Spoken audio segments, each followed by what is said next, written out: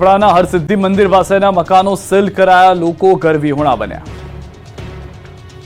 નર્મદા જિલ્લાના રાજપીપળા શહેર ખાતે આવેલ પ્રસિદ્ધ માં હરસિદ્ધિનું મંદિર પાસે રહેતા લોકોના મકાન સીલ કરી દેવાયા। ગરીબ લોકોના ઘરને તાળું મારી દેવાતા લોકો બેઘર થઈ ગયા।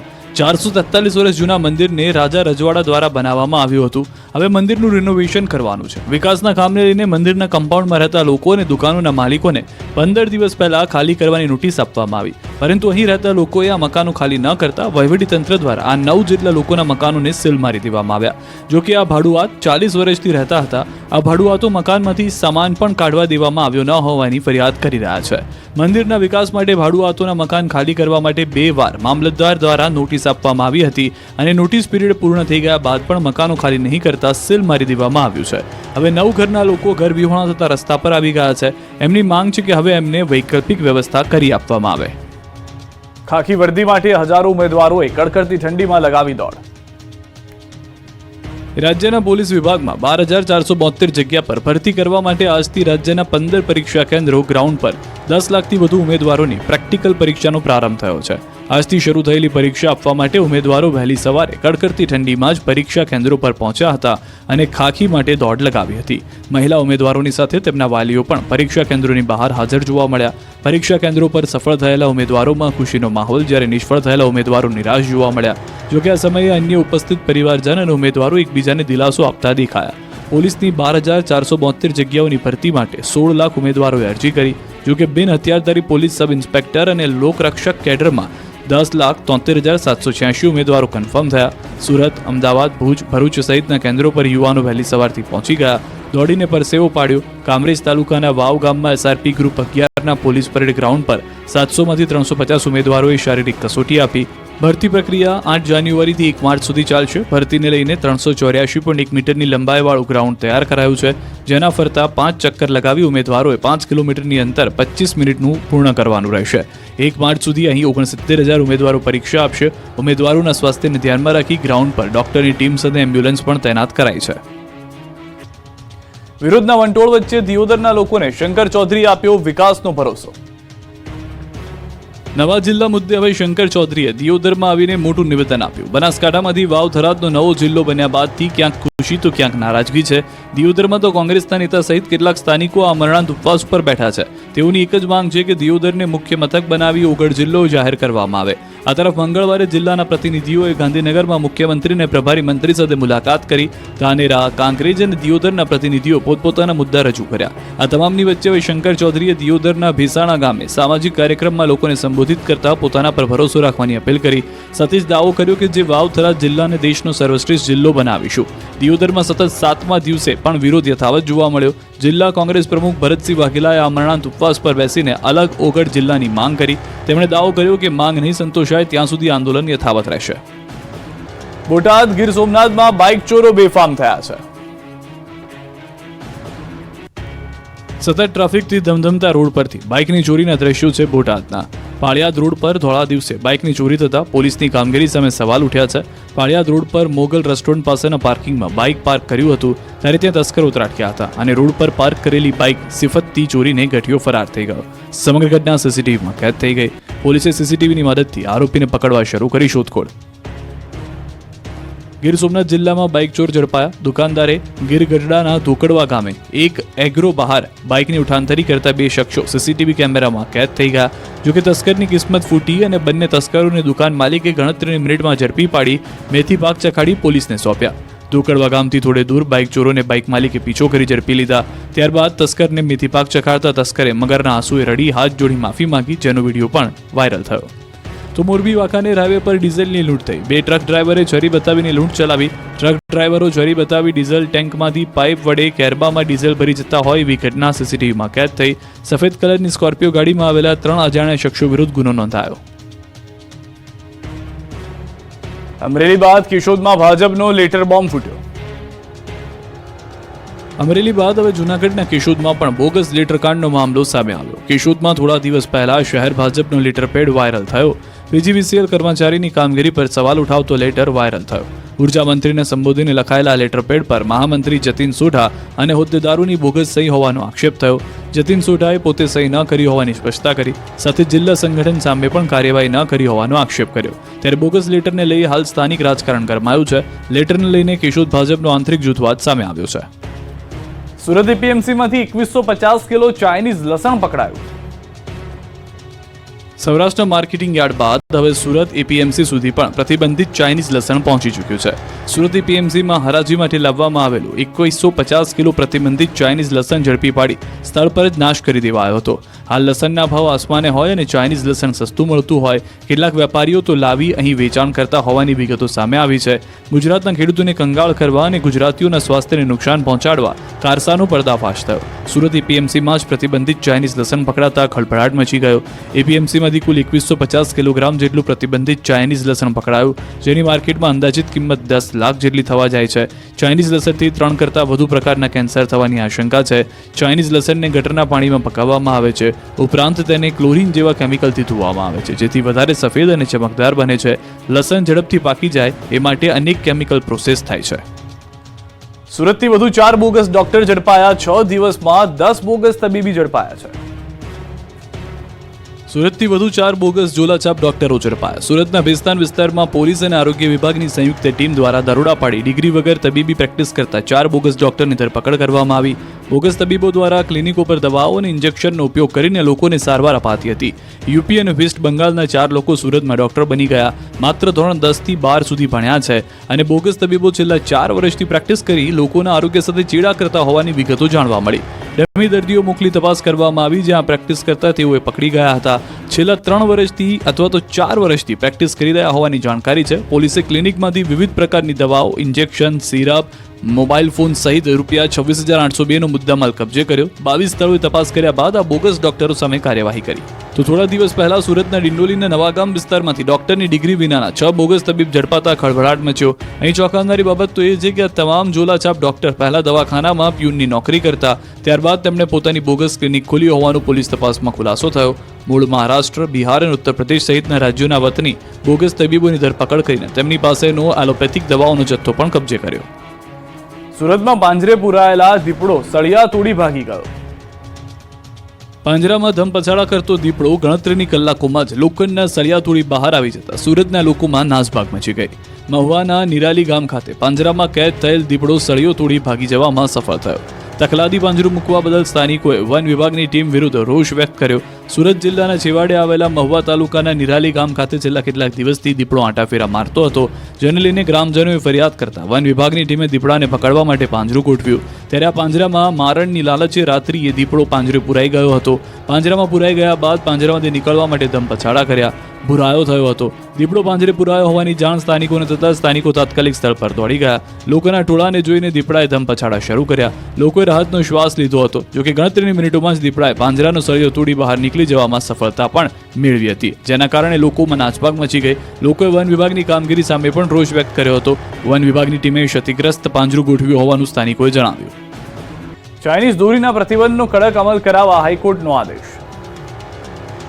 ચાઇનીઝ દોરીના પ્રતિબંધ છતાં ચાઇનીઝ દોરી વેચતો વેપારી મહીસાગરથી ઝડપાયો. મહીસાગર પોલીસે વીરપુર તાલુકાના કુંભારવાડી ગામેથી ચાઇનીઝ દોરી ઝડપી પાડી. જિલ્લા એસઓજીને બાતમી મળતા સઘન તપાસ કરતા ગલ્લામાંથી ચાઇનીઝ દોરી મળી આવી. કુંભારવાડી ગામના બસ સ્ટેન્ડ નજીક પાનના ગલ્લા પરથી 13 ચાઇનીઝ દોરીના ફિરકા મળી આવ્યા. ગલ્લાની અંદરથી 9,000થી વધુનો મુદ્દામાલ જપ્ત કરી પોલીસે વધુ તપાસ હાથ ધરી.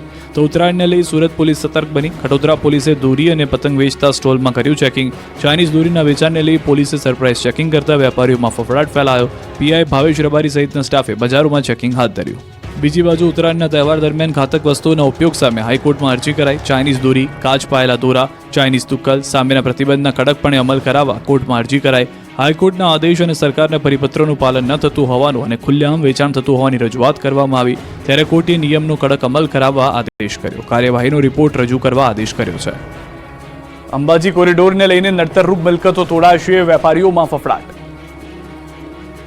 શક્તિપીઠ અંબાજી ધામને પ્રવાસન ધામ તરીકે વિકસાવવા સરકાર દ્વારા કરોડો રૂપિયાની ગ્રાન્ટ ફાળવવામાં આવી છે, જેમાં સૌપ્રથમ અંબાજી મંદિરથી શ્રદ્ધાળુઓ પગપાળા સીધા ગબ્બર પહોંચી શકે તે માટે શક્તિ કોરિડોરનું આયોજન કરાયું. સાથે 51 શક્તિપીઠ સર્કલથી મંદિર આગળના મુખ્ય માર્ગને અંડરગ્રાઉન્ડ કરીને યાત્રિકો માટે ઓવરબ્રિજ બનાવવામાં આવશે, જેથી અંડરબ્રિજમાંથી વાહન પસાર થશે અને ઉપરથી શ્રદ્ધાળુઓની અવરજવર રહેશે. જોકે આ કામગીરીને લઈ રસ્તામાં આવતી કેટલીક ખાનગી મિલકતો પણ સરકાર દ્વારા તોડાશે, તેને લઈને સ્થાનિક વેપારીઓમાં ફફડાટ ફેલાયો છે. કેટલાક વિસ્તારના વિસ્તૃતકરણને લઈને પ્લાનવાળા અલગ અલગ નકશાઓ ફરતા થયા. વેપારીઓમાં ભારે ચિંતા વ્યાપી. આ મુદ્દે કલેક્ટરે ખુલાસો કર્યો કે હાલમાં માત્ર અંબાજીથી ગબ્બરનું શક્તિ કોરિડોર અને અંડરગ્રાઉન્ડ રસ્તા સિવાય કોઈ જ કામગીરી હાલ તબક્કે હાથ ધરવાની નથી. તેમજ સોશિયલ મીડિયામાં ફરતા નકશાઓ પાયાવિહોણા છે, જેને લઈને કોઈ પણ સ્થાનિક લોકોએ ખોટી અફવામાં કે ખોટા નકશામાં પ્રેરાવાની જરૂર ન હોવાનું કહ્યું. જોકે ગબ્બર શક્તિ કોરિડોર અને અંડરગ્રાઉન્ડના પ્રથમ ફેઝની કામગીરી 15 જાન્યુઆરી બાદ શરૂ થઈ શકે છે. રાજકોટના વૃંદાવન ધામનું જુઓ આહલાદક નજારો. રાજકોટની ભાગોળે આવેલા ઈશ્વરીય ગામ ખાતે દ્વારકાધીશ ફાર્મ હાઉસ ખાતે 12.5 એકર જમીનમાં વૃંદાવન ધામ ઊભું કરવામાં આવ્યું છે. જાણીતા ઉદ્યોગપતિ અને કડવા પાટીદાર સમાજના અગ્રણી તેમજ દ્વારકાધીશમાં ખૂબ જ આસ્થા ધરાવનારા મૌલી શુકાણી દ્વારા વૃંદાવન ધામ ઊભું કરવામાં આવ્યું છે. રાજકોટ ખાતે લોકો દ્વારિકા, શ્રીનાથજી તેમજ વૃંદાવન સહિતના ધામોની ઝાંખી કરી શકે તે પ્રકારની પ્રતિકૃતિનું નિર્માણ કરવામાં આવ્યું છે. સોમવારના રોજ ચાર્ટર પ્લેન મારફતે નાથ દ્વારા શ્રીનાથજી ખાતેથી ધ્વજાજીને રાજકોટ ખાતે લાવવામાં આવ્યા હતા. તેમજ ત્યારબાદ ધ્વજાજી સાથે ભવ્ય શોભાયાત્રા પણ રાજકોટના રાજમાર્ગો પર નીકળી હતી. શોભાયાત્રા બાદ લેબ્સ અમીન માર્ગ ખાતેથી શરૂ કરીને સ્પીડવેલ પાર્ટી પ્લોટ ખાતે પૂર્ણ કરવામાં આવી. ત્યારે રાજકોટ શહેરના રાજમાર્ગો પર વિન્ટેજ કારમાં શ્રીનાથજી ખાતેથી આવેલી ધ્વજાજીને લઈ જવામાં આવ્યા હતા. ત્યારે મંગળવારના રોજ 56 ભોગ દર્શનની ઝાંખી કરવામાં આવી હતી. ત્યારે પ્રથમ દિવસે હજારોની સંખ્યામાં કૃષ્ણ ભક્તો 56 ભોગના દર્શનની ઝાંખી કરવા માટે ઉમટી પડ્યા હતા. બુધવારના રોજ ગૌચરણ મનોરથ યોજવામાં આવ્યો તેમજ ગુરુવારના રોજ દીપદાન મનોરથનો કાર્યક્રમ પણ રાખવામાં આવ્યો. તો સાથોસાથ આગામી 9મી તારીખ સુધી ધ્વજા આરોહણનો પણ પ્રસંગ ઉજવવામાં આવી રહ્યો છે. ઉકાણી પરિવાર દ્વારા ખાસ કરીને જે લોકો નાથ દ્વારા સુધી દર્શન માટે પહોંચી નથી શકતા, ત્યારે તેવા લોકો રાજકોટ ખાતે જ નાથ દ્વારાની ઝાંખી કરી શકે તે માટે ખૂબ જ ભવ્યાતિ ભવ્ય આયોજન કરવામાં આવ્યું છે. વૃંદાવન ધામ ખાતે શામળાજી મંદિર, મોતી મહેલ, ગિરિરાજ પર્વતની આબેહૂબ પ્રતિકૃતિ પણ ઊભી કરવામાં આવી છે. વૃંદાવન ધામ ખાતે સવારના 8:30 વાગ્યાથી બપોરના 12:30 વાગ્યા સુધી તેમજ સાંજના 4:30 વાગ્યાથી રાત્રિના 9 વાગ્યા સુધી લોકો દર્શન કરી શકે તે માટે વ્યવસ્થા પણ ગોઠવવામાં આવી છે. ઉત્તર ગુજરાતમાં મકાઈમાં જિદ્દી ઈયળ આવતા ટેન્શનમાં આવી ગયા ખેડૂતો. શિયાળુ પાકમાં માવઠાના માર પછી હવે ઉત્તર ગુજરાતમાં ખેડૂતો પર વધુ એક મુશ્કેલી આવી પડી. અરવલ્લીમાં મકાઈના પાકમાં ઈયળના ઉપદ્રવથી ખેડૂતો ત્રાહિમામ છે.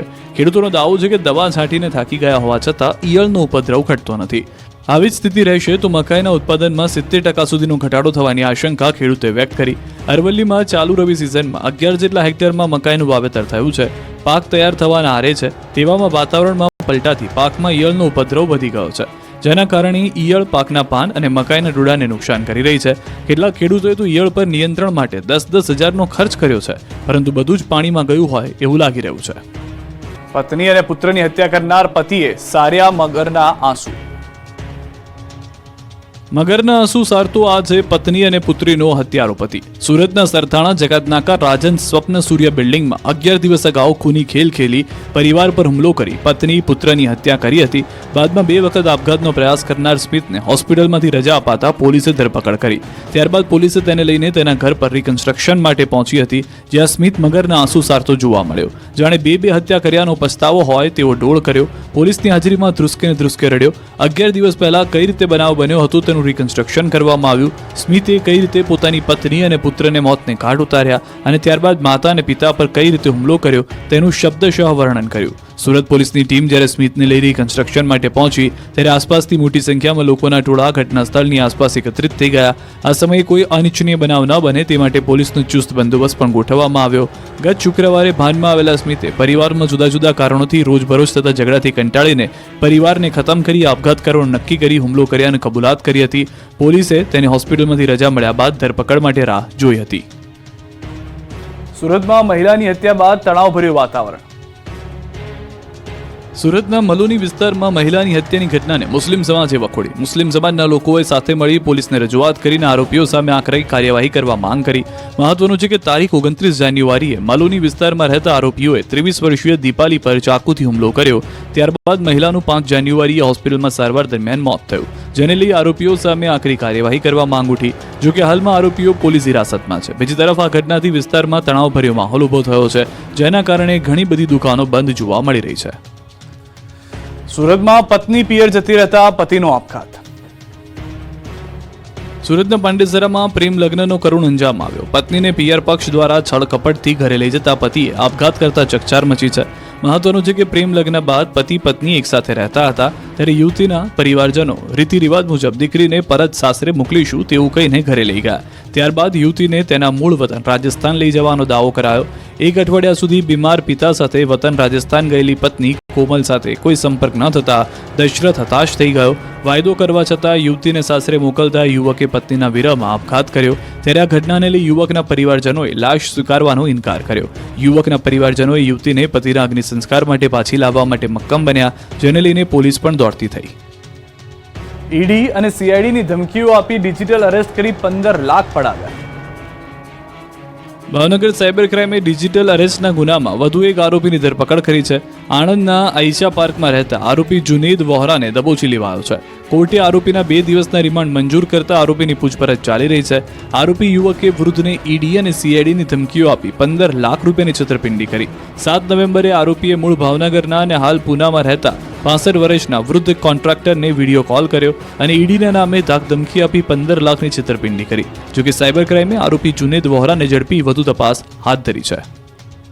કાસામાલા ગેંગના 9 માથાભારે સભ્યો સામે ગુજસી ટોક અંતર્ગત ગુનો દાખલ કર્યો. ઓર્ગેનાઇઝ ક્રાઇમ સિન્ડિકેટ ચલાવીને વડોદરા શહેરમાં દારૂ, જુગાર, ખંડણી હત્યાનો પ્રયાસ, લૂંટ અને રાયોટિંગના જેવા ગંભીર ગુના આચરતી કાસામાલા ગેંગ પકડાઈ છે. વડોદરા શહેર પોલીસની ક્રાઇમ બ્રાન્ચે કાસામાલા ગેંગના 9 માથાભારે શખ્સો સામે ગુજસી ટોક અંતર્ગત ગુનો દાખલ કર્યો છે. આરોપીઓ છેલ્લા ઘણા સમયથી વિવિધ ગુનાઓને અંજામ આપતા હતા. તમામ આરોપીઓ સામે હત્યાનો પ્રયાસ, ચોરી, આર્થિક શોષણ સહિતના અનેક ગુના નોંધાયા હતા. વિવિધ પોલીસ સ્ટેશનમાં આરોપીઓ સામે 20 થી 70 જેટલા ગુના દાખલ થયા હતા.